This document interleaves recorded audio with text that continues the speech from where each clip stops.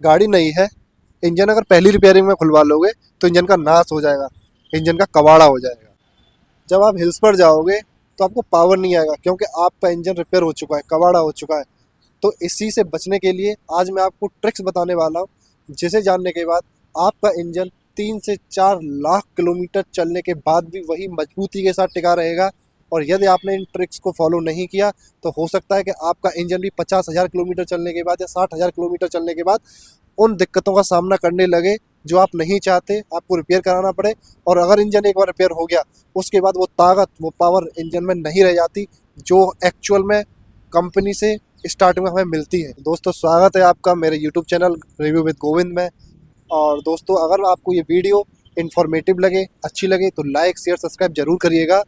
होता कुछ नहीं है, ज़्यादा से ज़्यादा बस हमारे कॉन्फिडेंस आता है और वीडियो बनाने के लिए हमें जो बूस्ट मिलता है और आपको और इन्फॉर्मेशन देने के लिए जो हमारे अंदर जो कॉन्फिडेंस आता है वो बहुत बढ़ जाता है। दोस्तों, जब हम नई गाड़ी शोरूम से लेकर आते हैं तो सबसे पहला जो क्राइटेरिया होता है वो ये है कि ये हमारे चलाने के ऊपर डिपेंड करता है कि हम गाड़ी को किस तरीके से चला रहे हैं। ठीक है, अगर हम गाड़ी को अच्छे से चला रहे हैं, अच्छे से टेक केयर कर रहे हैं गाड़ी की स्टार्टिंग से ही, थोड़ा सा हम लोगों को उस चीज़ की नॉलेज है, तो गाड़ी के इंजन के साथ हम एक तरीके से अच्छा व्यवहार कर रहे हैं। ठीक है, दूसरा ये है कि जब गाड़ी शोरूम से हम निकाल के लेकर आते हैं तो उससे पहले गाड़ी शोरूम पर आती है, कहीं भी गोदाम से, गोदाम हो सकता है कि शोरूम से 10 से 20 किलोमीटर की दूरी पर हो।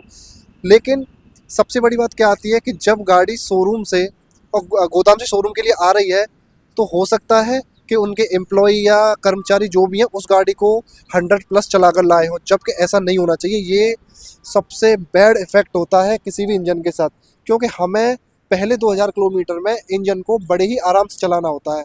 अब हमें तो पता नहीं है, उन्होंने गाड़ी को हमें हैंड ओवर दे दिया। ठीक है, तो हैंड ओवर देने के बाद अब पहले क्या हुआ ये तो हम कुछ नहीं कर सकते, बट हमारे पास एक बार हैंड ओवर आ गया उसके बाद हमें गाड़ी को बड़े ही स्मूथली चलाना है। और हो सके तो सबसे पहला काम आपको ये करना है, मैं अनुभव की बात बता रहा हूँ, ये कोई क्राइटेरिया नहीं है, कि हमें गाड़ी मिली तो हमें गाड़ी को 2 से ढाई घंटे आइडियल स्टार्ट पर छोड़ देना है। इससे होगा क्या, जो गाड़ी का इंजन है वो रवा हो जाएगा। और ये गाड़ी को, इंजन को बूस्ट करने के लिए बहुत ही अच्छी चीज़ है कि हमने 2 से ढाई घंटे गाड़ी के इंजन को रवा करने के लिए छोड़ दिया। दूसरी बात यह है कि कोई भी कंपनी आपको गाड़ी का इंजन देखेगी, बस वो ये देखेगी, टेस्ट करेगी हल्का फुल्का, और वो ये देखेगी कहीं इसमें कोई लीकेज तो नहीं है। अगर उसको कोई भी लीकेज दिखाई नहीं देता है, गाड़ी आपको हैंड ओवर कर देगी। तो सबसे पहला काम आपको क्या करना है, जो पहला पॉइंट है कि गाड़ी आपको मिलती ही अगर पॉसिबल हो पाए तो 2 से ढाई घंटे आपको आइडियल स्टार्ट पर छोड़ देनी है रवा करने के लिए। अब बढ़ते हैं अगले पॉइंट की तरफ। तो दोस्तों, जब हम नई गाड़ी शोरूम से लेकर आए तो गाड़ी तो बहुत स्मूथ चलती है, तो कई बार क्या होता है कि हम गाड़ी को खींच देते हैं, मतलब गाड़ी को भगाए जा रहे हैं, 100+ ले गए, लगभग 120 स्पीड के पास हम ले गए। तो उस टाइम पे गाड़ी में सबसे ज़्यादा वियर होता है और हार्ड एक्सेलरेशन बिल्कुल नहीं करना है। अगर हम हार्ड एक्सेलरेशन उस समय पे करेंगे, नई गाड़ी मिली, हमने हार्ड एक्सेलरेशन कर दिया, 100-120 पे गाड़ी को ले गए, तो होना क्या है, ज़्यादा वियर होता है तो इंजन गड़बड़ा जाएगा, इंजन नॉइसी हो जाएगा और आगे चल के 50, 55, 60,000 पे इंजन रिपेयर कराने की नौबत आ सकती है। तो इस पॉइंट से क्या क्लियर होता है कि जब भी गाड़ी हमें मिले तो अप टू 2000 किलोमीटर हमें गाड़ी को 2000 किलोमीटर तक बड़े ही आराम से, बड़े ही प्यार से और अंडर 80 ही चलाना है। ठीक है, हार्ड एक्सेलरेशन नहीं करना है क्योंकि उस समय पर सबसे ज़्यादा वियर होता है। अब बढ़ते हैं अपने अगले पॉइंट की तरफ। दोस्तों, हम नई गाड़ी को जब चलाते हैं, ड्राइव करते हैं, तो बम्पर टू बम्पर ट्रैफिक का सामना हमें करना पड़ता है। तो बम्पर टू बम्पर ट्रैफिक में जब हम चल रहे हैं और ट्रैफिक अचानक से ख़त्म हो गया, तो वहाँ पे हमें ऐसा नहीं करना है कि जैसे ही ट्रैफिक ख़त्म हुआ और हमने एकदम से हार्ड एक्सेलरेशन कर दिया। इसमें 75% तक का घिसाव हो जाता है। तो इस कंडीशन से हमें बचना है, हमें गाड़ी को धीरे धीरे ही उठाना है, सीक्वेंस में ही उठाना है। ऐसा नहीं हमें हार्ड एक्सेलरेशन कर दिया, मतलब ये बहुत ज़्यादा गाड़ी को नुकसान करता है। और सबसे ज़्यादा नॉइस जब होती है ना इंजन में, वो इसी वजह से होती है। ठीक है, तो एक तो इस चीज़ से बचना है। तो इसी के अंदर क्या करते हैं, कुछ लोगों को देखा कि नई गाड़ी लेकर आते हैं और ड्रैग रेस करते हैं, वो ड्रैग रेस से हमें बचना चाहिए। ठीक है, तो हमारा जो बम्पर टू बम्पर ट्रैफिक या कहीं भी इस तरीके की सिचुएशन में हम हैं जहाँ पे हमें गाड़ी को पहले बहुत धीरे धीरे स्लोली चला रहे हैं और फिर अचानक से खींच दिया, तो नई गाड़ी को जब तक कि वो 2000 किलोमीटर अपने पूरे नहीं कर लेती तो हमें उसको हार्ड एक्सेलरेट नहीं करना है। इसमें 75% तक का घिसाव हो जाता है और यहाँ पे मतलब जो है हमें बहुत नुकसान उठाना पड़ सकता है। तो एक इस चीज़ से हमें अपने आप को बचाना है। जब हम नई गाड़ी लेकर आते हैं तो हमें घूमने का बहुत शौक होता है और होना भी चाहिए। तो हम क्या करते हैं, कई बार इसका हिली एरियाज़ का क्या प्रोग्राम बना लेते हैं। अब हिली एरियाज़ में तो हमें हार्ड एक्सेलरेशन करना पड़ता है। गाड़ी ने हमारी ने 2000 किलोमीटर पूरे किए नहीं और हमने हिली एरियाज़ का प्लान बना लिया, तो वहाँ पे हमें हार्ड एक्सेलरेशन करना पड़ेगा। उस समय पे वियर होता है, इंटीरियर वियर होता है, जिससे इंजन नॉइज़ी होने की संभावना ज़्यादातर बढ़ जाती है। तो यहाँ पे मैं ये कहना चाहता हूँ कि जब भी नई गाड़ी हो और जिसने अपने 2000 किलोमीटर अभी तक पूरे ना किए हों, तो हमें हिली एरियाज़ पे जाने का, टूर करने का जो है प्लान अप टू 2000 किलोमीटर तक पोस्टपोन रखना चाहिए और उसके बाद हम जा सकते हैं। दोस्तों, जब हमारी गाड़ी नई होती है तो हमें उन रास्तों से भी गुजरना पड़ता है जहाँ बारिश पड़ चुकी है, तो नीचे क्या है, मिट्टी जमा हो जाती है चैम्बर में। और कुछ चैम्बर तो सील्ड प्रोटेक्टेड होते हैं और कुछ चैम्बर सील्ड प्रोटेक्टेड नहीं होते हैं। जो चैम्बर जिन गाड़ियों में सील्ड प्रोटेक्टिव नहीं आते, तो वहाँ पे ऑयल संप होता है और एल्युमिनियम संप होता है उसकी केयर करने के लिए, टेम्परेचर की केयर करने के लिए। एयर वेंटिलेशन सिस्टम भी लगा हुआ होता है, ठीक है।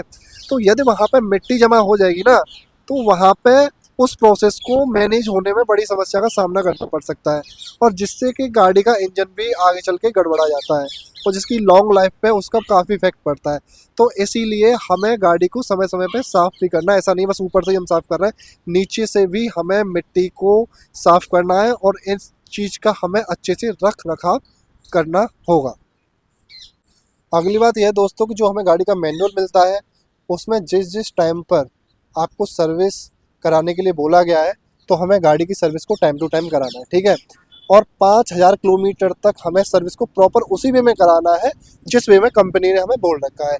और कुछ गाड़ी, अब अपनी जैसे गाड़ी है तो कुछ चीज़ें हम खुद भी चेक कर सकते हैं। कूलेंट चेक कर सकते हैं, गेज का चेक कर सकते हैं दोस्तों, कहीं कम ज़्यादा तो नहीं है। ये सब नॉर्मल सी चीज़ें हैं, ये आप खुद भी चेक कर सकते हो। इंजन ऑयल है और यहाँ पे आपका ऑयल ब्रेक है दोस्तों, ये सारी चीज़ें जो हैं हम खुद से चेक कर सकते हैं। ये बहुत बड़ी चीज़ नहीं है, 2-4 बार अगर आप करोगे तो आपकी प्रैक्टिस में और आपकी हैबिट में ये चीज़ आ जाएगी। बढ़ते अपने अगले पॉइंट की तरफ।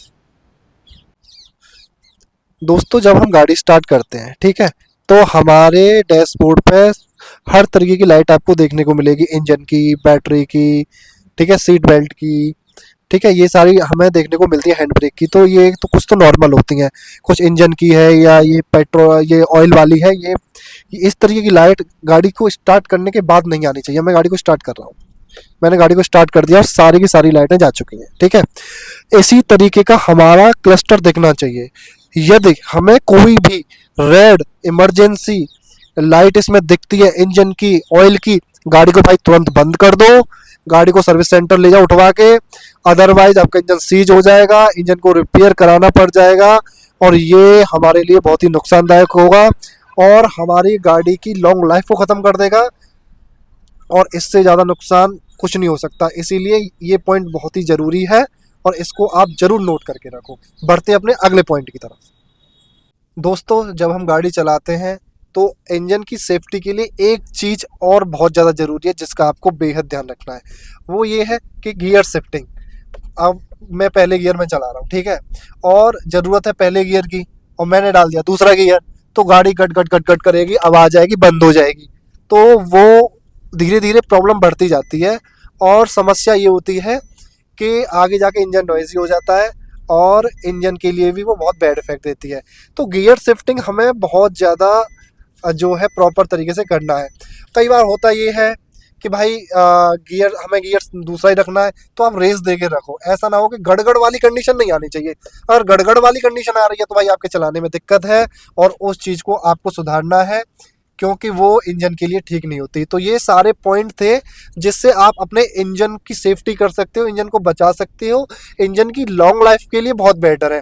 तो दोस्तों, अगर आपको वीडियो अच्छी लगी हो तो ज़रूर लाइक शेयर सब्सक्राइब करिएगा। इससे हमें मोटिवेशनल होता है हमारे लिए आगे की वीडियोज़ बनाने के लिए। और जो भी चीज़ होगी, जो भी आपके कॉमेंट आएंगे तो मैं इस पर वीडियो बनाऊँगा।